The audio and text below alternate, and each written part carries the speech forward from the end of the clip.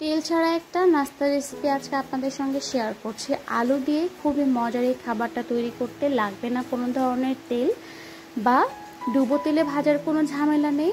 আসুন দেখে নিই কীভাবে এই মজাদার খাবারটা তৈরি করতে হয়, আর আশা করছি এই রেসিপিটা আপনাদের অনেক উপকারে আসবে। আমি এখানে 3টা বড় সাইজের আলু সেদ্ধ করে নিয়েছিলাম। এখন গরম অবস্থাতে এরকম কাঁটা চামচের সাহায্যে এগুলোকে একটু ভেঙে নিচ্ছি। আলুগুলোকে আপনাকে অবশ্যই গরম অবস্থাতে এরকম করে চটকিয়ে নিতে হবে, তা না হলে কিন্তু ঠান্ডা হয়ে গেলে খুব সুন্দর মতো আলুগুলো ম্যাশ করা যাবে না। তারপরে আমি এগুলোকে আরও ভালো মতো ম্যাশ করার জন্য আমি একটা ছাঁকনি নিয়ে নিচ্ছি। এই ছাঁকনির মধ্যে এখন এই আলুগুলোকে এভাবে একটা স্প্যাচুলার সাহায্যে এরকম করে ডলে ডলে তারপরে সবগুলোকে আমি খুব সুন্দর মতো একদম ম্যাশ করে নিয়েছি। এতে করে এর ভিতরে আর কোনো দলা ভাব থাকবে না।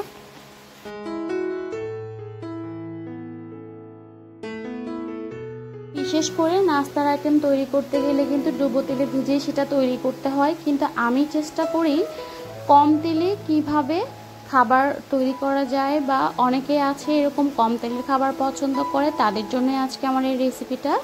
আমি এখানে দিয়ে দিচ্ছি 2 চামচ পরিমাণ ধনিয়া পাতা কুচি। আপনারা আপনাদের স্বাদ মতো ধনিয়া পাতা কুচিটা কমিয়ে বা বাড়িয়ে দিতে পারেন। দিয়ে দিচ্ছি খুব সামান্য একটু গোলমরিচের গুঁড়ো, স্বাদ মতো চিলি ফ্লেক্স, আর দিয়ে দিচ্ছি স্বাদ মতো লবণ। আর এখানে আমি দিয়ে দিব 2 চামচ পরিমাণ কর্নফ্লাওয়ার দেওয়ার কারণে এই খাবারটা অনেক বেশি ক্রিস্পি হবে।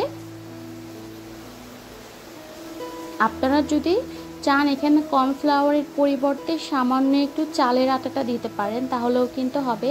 আর দিয়ে দিচ্ছি 1.5 চামচ পরিমাণ সয়াবিন তেল।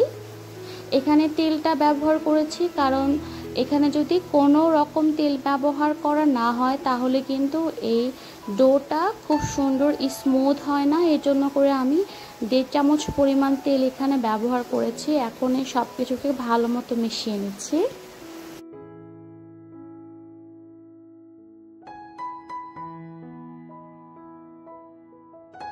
মাখানো কিন্তু প্রায় হয়ে গেছে।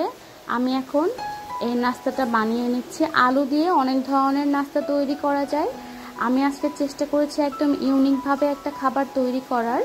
আমি এখানে সামান্য একটু পরিমাণ প্লাস্টিক র্যাপার নিয়ে নিচ্ছি। আপনাদের বাসায় যদি এটা না থাকে তাহলে কিন্তু পলিথিনের উপরেও কিন্তু এই কাজটা করতে পারেন। পরিষ্কার পলি সামান্য একটু কেটে তারপর এরকম করে ছড়িয়ে নেবেন।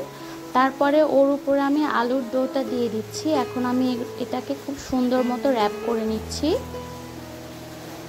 তারপরে আমি এটাকে একটা পরিষ্কার পলির মধ্যে নিয়ে নিব। আমি জাস্ট ডোনাটের মতো শেপ দিয়েছি দেখে এভাবে করে নিয়েছিলাম। আপনারা চাইলে কিন্তু হাতের সাহায্যে যে কোনো ধরনের ডিজাইন করে নিতে পারেন। তারপরে এখন আমি একটা প্লাস্টিক পলিথিনের ভিতরে উঠিয়ে নিলাম এই আলুর ডোটাকে। এখন এই সামনের অংশটা কেটে নিয়ে তারপরে আমি এই নাস্তার শেপটা আমি দিয়ে দিচ্ছি।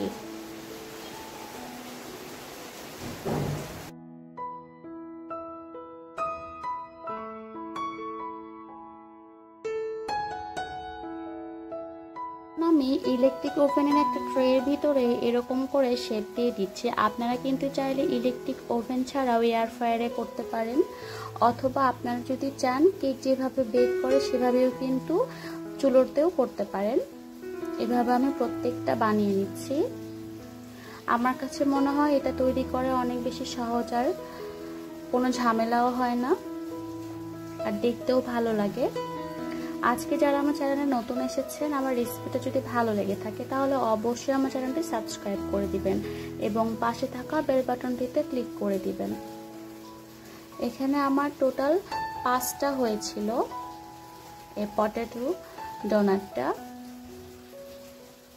আপনারা যদি চান আরও চিকন করেও কিন্তু করতে পারেন। তারপরে এটাকে আমি 170 ডিগ্রি তাপমাত্রায় 25 মিনিট বেক করেছি। দেখেন এটা কিন্তু একদম তৈরি হয়ে গেছে, আর গরম অবস্থাতে এটাকে আমি উঠিয়ে নিচ্ছি। আমি এই ট্রের উপরে যেহেতু বেকিং পেপার দেইনি, এর জন্য একটু চাকুর সাহায্যে উঠিয়ে নিলাম। 2 সাইডে কিন্তু খুব সুন্দর মতো হয়েছে, আর এটা গরম গরম খেতে খুবই ভালো লাগে। আশা করছি আজকে আমার রেসিপিটা আপনাদের কাছে ভালো লেগেছে। আমার রেসিপিটা ভালো লাগলে অবশ্যই আমার চ্যানেলটি সাবস্ক্রাইব করে দিবেন এবং পাশে থাকা বেল বাটনটিতে ক্লিক করে দিবেন। এতক্ষণ যারা আমার সঙ্গে ছিলেন তাদেরকে অসংখ্য ধন্যবাদ। দেখা হবে আবার নতুন কোনো পর্বে। সে পর্যন্ত আপনারা সবাই ভালো থাকবেন। আল্লাহ হাফিজ।